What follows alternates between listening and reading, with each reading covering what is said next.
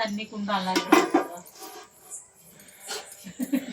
கடவுளே பிரியாணி நல்லா வரணும். அனைவருக்கும் வணக்கம் நண்பர்களே, எல்லாம் எப்படி இருக்கீங்க? நல்லா இருக்கீங்களா? இன்னைக்கு வந்து நம்ம என்ன வீடியோ பார்க்க போறோம்னா இருட்டுக்கடை பிரியாணி. இருட்டுக்கடை அல்வாவே கேள்விப்பட்டிருப்பீங்க. இன்னைக்கு எங்க வீட்டுல இருட்டுக்கடை பிரியாணி செய்ய போறோம். இருட்டுல செய்யறோம், அதனால இருட்டுக்கடை பிரியாணின்னு சொல்றேன். அப்படிலாம் ஒரு பிரியாணி இருக்கா என்னன்னு தெரியல. நீங்க வேற கமாண்ட்ல கழுவி ஊத்தாதீங்க.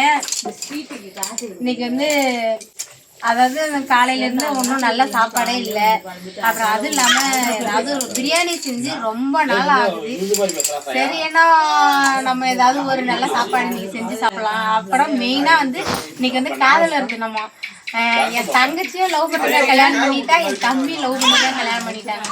நான் தான் ஏமாந்துட்டேன். லவ்னா என்னன்னே தெரியல, அது எப்படி இருக்கணும்னு தெரியல. அவங்கள்ட்ட வந்து நான் சும்மா விளையாட்டுக்கு தான் கிண்டலுக்கு கேட்டேன், இன்னைக்கு காதல முன்னிட்டு பிரியாணி வாங்கி விடுங்க கடையில அப்படின்னு. அப்புறம் என் தங்கச்சி வீட்டுல வந்து பிரியாணி கடையில வாங்கி கொஞ்சம் பேருக்கு செட் ஆகாது, நான் கறி வாங்கிட்டு வரேன் வீட்டுல செய்யலாமான்னு கேட்டாங்க. சரி ஓகே வாங்கிக்கலாங்க அப்படின்னு சொல்லிட்டு பிரியாணி செய்ய ஆரம்பிச்சோம். எல்லாம் அரிஞ்சு ரெடியா இருக்கு. எங்களுக்கு தெரிஞ்ச கிராமத்து முறையில ஒரு பிரியாணின்னு கிண்டி எதை சாப்பிட போறோம், அது எப்படின்னு பாருங்க. ஓகே வாங்க. இங்க விளையாட்டு வந்து அதுக்கப்புறம் நல்லா ஆளு இருக்கா, அப்பா வந்து அப்படி நிறைய அம்மா சாப்பிட்டு பேசிட்டு வருது அப்படின்னு பேசி இல்லடா அது எங்க நெய் எண்ணெய் எல்லாம் ஊற்றியாச்சு. எண்ணெய் ஏமாத்தி ஆனியன் போட்டுக்கலாம்.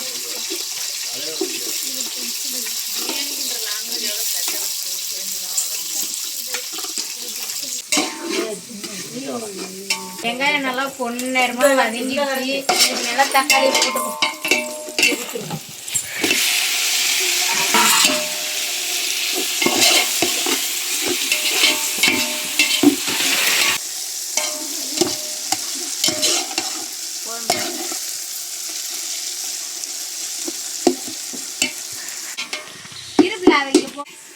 வெங்காயம் தக்காளி நல்லா மஞ்சள் வெந்துச்சு.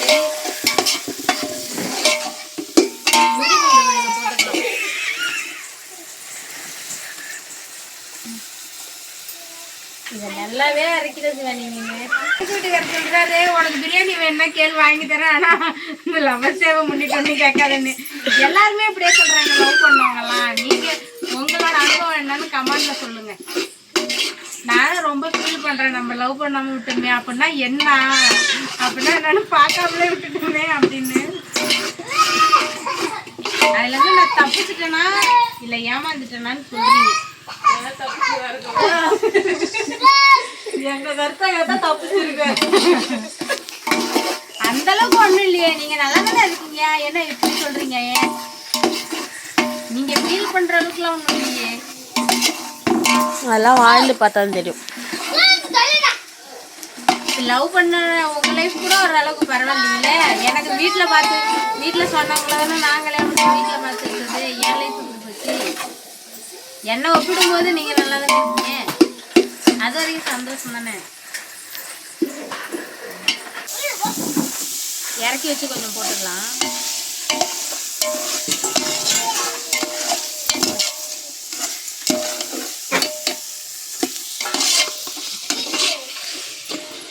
அதான் சின்ன சின்ன பீஸா போட்டா தேடிட்டு கிடக்கணும்.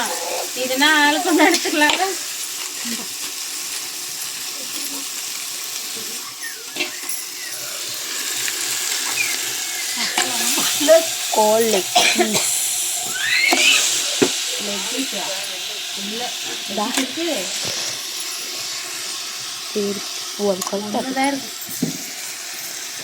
ரெண்டு கால் இருக்காது கோழிக்கு.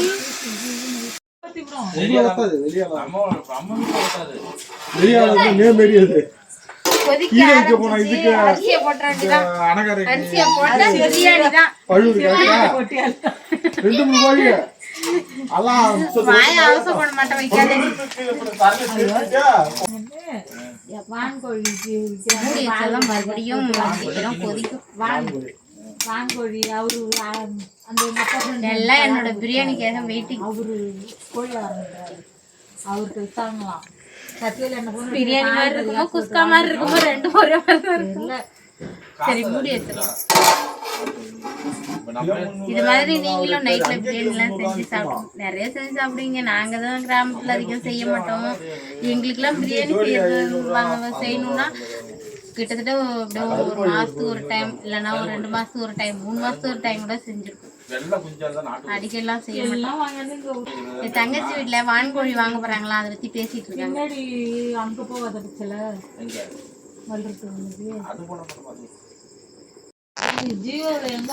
கொதி வந்துருச்சான்னு பாப்போம். எப்பா பயங்கர நீ கிட்ட எடுத்துருந்து கேட்டு பயங்கரமா கொதிக்குது பாத்துங்க. பிரியாணி இன்னும் ஒரு 5 நிமிஷம் பிரியாணி ரெடி.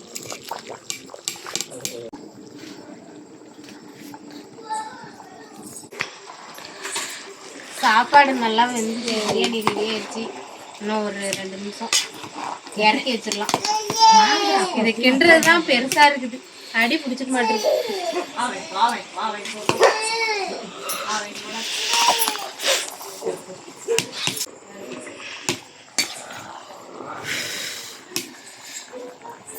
உட்காந்து கிட்ட முடியாது. பிரியாணி கிண்டுறன்னு சொல்லி உங்களுக்கு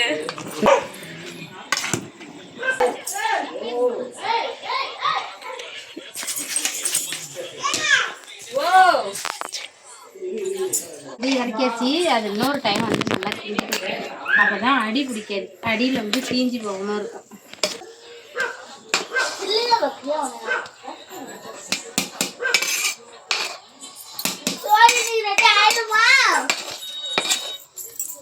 எல்லாம் மயக்க போட்டுமே உள்ள போறாங்க. மணி 9 ஆகுது. அதுக்கிட்டமா பசிக்குது. சாப்பிடுவோம். இப்போ வந்து இதுல வந்து நெய் ஊத்திரும்.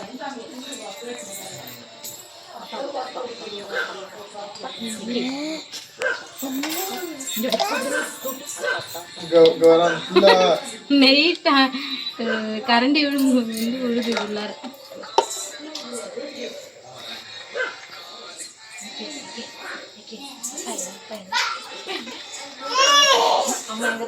பார்க்கவே நல்லா இருக்கு. தம் போட்டு சாப்பிட்டாதான் தெரியும் எப்படி இருக்குன்னு. இப்போ வந்து யாராவது வாரம் வாய் பேசுனீங்க, வாயில சூடு போட்டுருவோம். குளிரவே இல்லை, கதை கதன்னு இருக்கு நெருப்பு.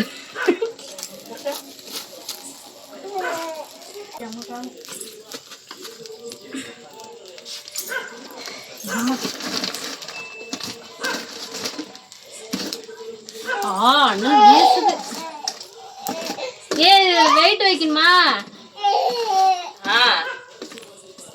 அந்த இது தூக்கிட்டோ கொடைக்கு நெருப்பு.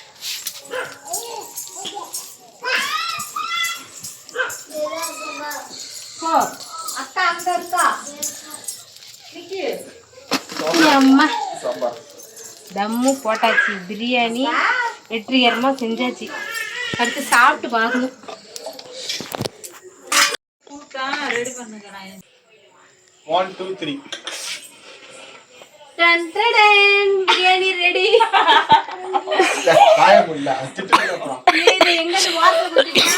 தலைமையில கொட்டிக்க, குப்பையில கொட்டே. பிரியாணி எப்படி இருக்குன்னு பாருங்க.